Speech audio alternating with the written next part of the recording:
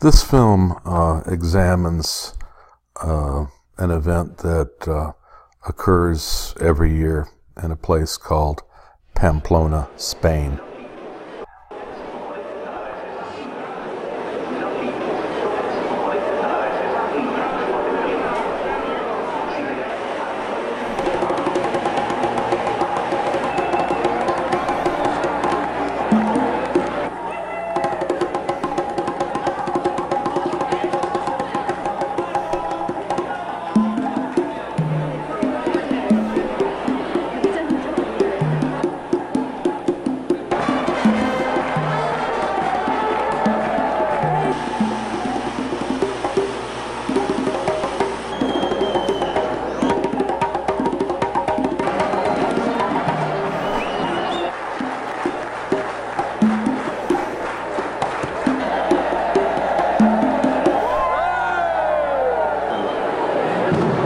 Second rocket. All the bulls have left. And the running truly begins.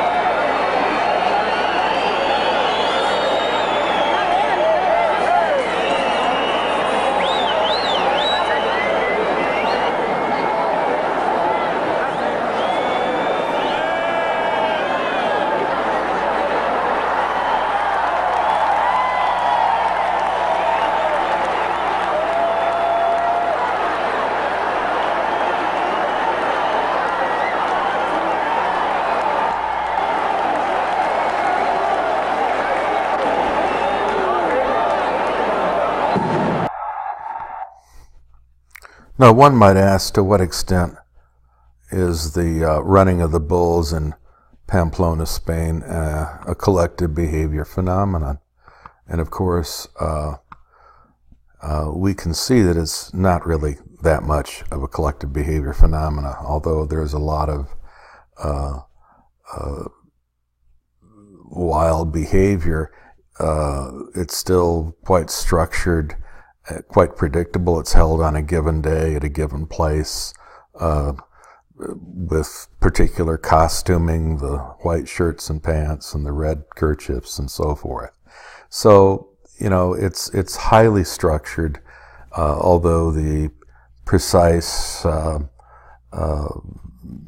way that participants deal with it in terms of running away from the bulls can be somewhat chaotic and unpredictable.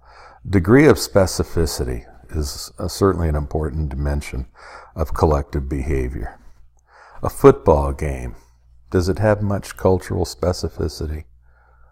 Surely it does, in terms of time, place, rules. Does a football game have more specificity than a ballet performance? Probably not, as ballet performances are highly scripted in terms of the roles the dancers have and what they are to do. On the other hand, in terms of the actual football game, certainly there are roles defining what's to be done, but whether those roles can be effectively executed or are those roles predictable in terms of outcomes? Of course not. Not certainly like a ballet performance. Classroom behavior. Is there a high degree of specificity in that? Certainly. Students have been going to school for years, 12, 14 years at least, generally. By the time they get to college, they know how to behave. They know what is expected. Highly structured. Been teaching for over 30 years, and I must say, very little variability in terms of classroom behavior over those years. On the other hand, what about what happens at a street corner crossing? As people walk down the sidewalk and go to the crossing, they're of course supposed to obey the light or the signs. Doesn't mean it always occurs, right? It can be quite confusing at times, particularly when lights seem to last forever. How about an earthquake? Is that culturally specific? Not as much, certainly, as the other forms of behavior we've talked about, but consider where it happens. If it happens along the West Coast, in the San Francisco area, the Bay Area, how one behaves in response to the earth beginning to shake is certainly better known, more scripted, more predictable than if it occurred here in San Antonio, where we don't experience that form of geological activity. Emergence, where, when culture is vague or indifferent, you're liable to find collective behavior. So where, in those cases where the culture doesn't really have much to say, it's vague, or people don't really care that much, you can expect to find collective behavior phenomena emerging. Does culture specify what one should wear on, what one should have on one's lower back? Certainly far less today than it was when I was a youth, back in the 50s and 60s. Certainly tattoos were not to be had on the back, or any area of the body for that matter, unless you happen to be a sailor or construction worker. Certainly if you were a woman, it was defined as completely culturally inappropriate. Today, of course, there's far more ambiguity. There's far less specificity. There's far less criticism, of course, of people who have tattoos. Women even are certainly granted much leeway, much freedom in that regard. So when culture is vague or indifferent, no big deal today. 30, 40, 50 years ago, it was a big deal, right? And one could expect to receive negative feedback from others, not just parents, if one wore a tattoo. What about culture being inadequate to really specify how one should behave?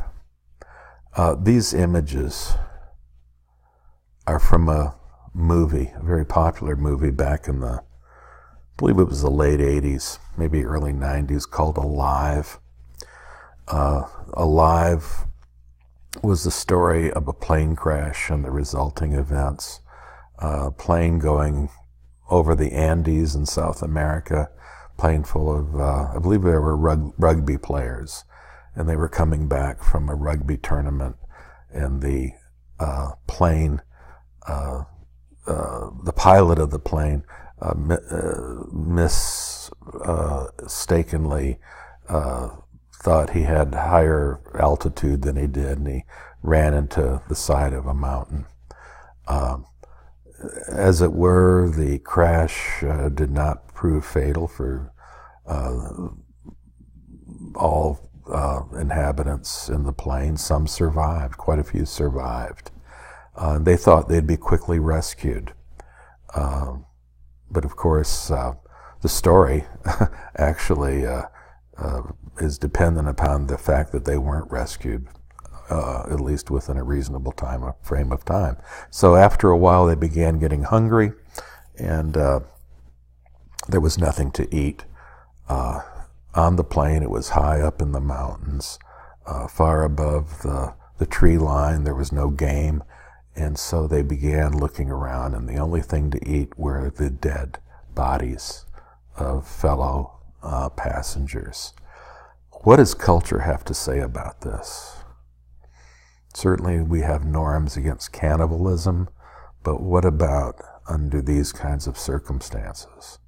As it was, those norms were so incredibly profound for some people on that plane that they refused to partake of human flesh. And because of it, of course, have ultimately died, because it was months before they were finally rescued.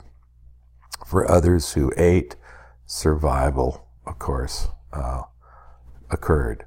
So culture is not always really that specific, that clear as to what to do in given circumstances. What does culture say about this phenomena?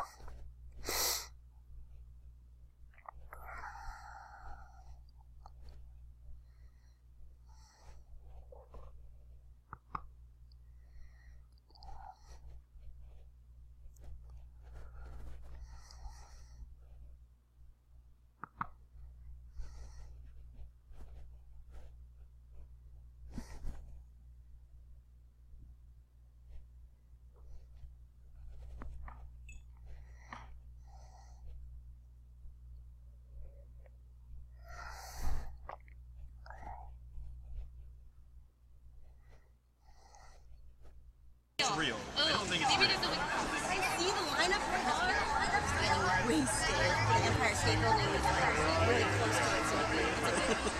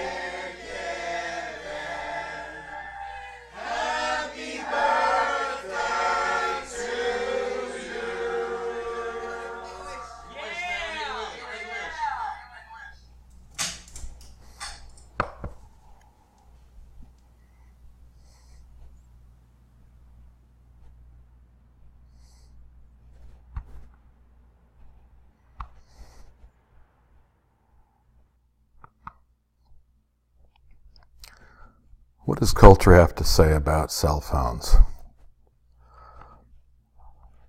Cell phones being a relatively new creation. Of course, the answer is it's still up in the air. What is appropriate in terms of cell phone use? It's still being debated. The conversation is still ongoing. Emergence, where culture is disputed. Some say X kinds of behavior are okay. Others say X kind of behaviors are wrong, morally wrong, should be taboo. We can expect collective behavior within those circumstances. Gays say stay out of our bedrooms. Some very rabid straights have quite different opinions about what gays should do. We could expect we can expect collective behavior within the circumstances. Degree of emergence, again, to what extent Does it allow for? Is it spontaneous? Is a question of emergence. Low degree of emergence in a classroom. Certainly one class is much like another in terms of how students behave. Church services, likewise, very scripted, very ritualistic. Of course, if something is added within the context of that church service that makes it particularly problematic or even horrific, witness the massacre that occurred in the little town southeast of San Antonio a couple months back. It becomes a collective behavior phenomenon. An assembly line at a manufacturing plant, again, quite predictable, quite stable.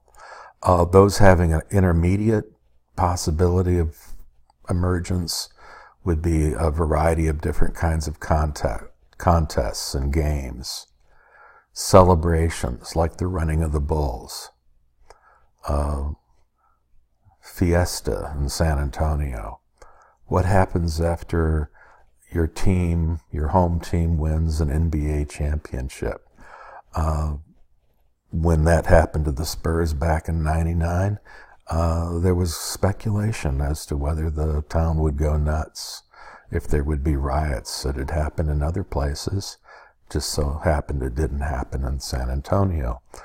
Many disaster responses are not very well scripted, certainly, and what kinds of behavior emerge within the context. In terms of high degree of emergence for collective behavior, how about a mob? Many fads, many things come on the scene, various kinds of artifacts like toys and clothing and verbal expressions, and we can see that they have a life course. They come on the scene very quickly and likewise go. Mass hysteria, the belief, typically erroneous, that something's not right about society. We can expect a high degree of emergence in that regard. Factors associated with collective behavior also include the fact that it's dynamic. These things are really very quickly unfolding. They often occur without notice. The course of events are certainly quite unpredictable. And thirdly, people will typically have a high degree of personal investment in the phenomena. Think of various kinds of events that have occurred. The controversy over kneeling during the national anthem at football or basketball games. Attitudes are pretty divided, certainly, and extreme.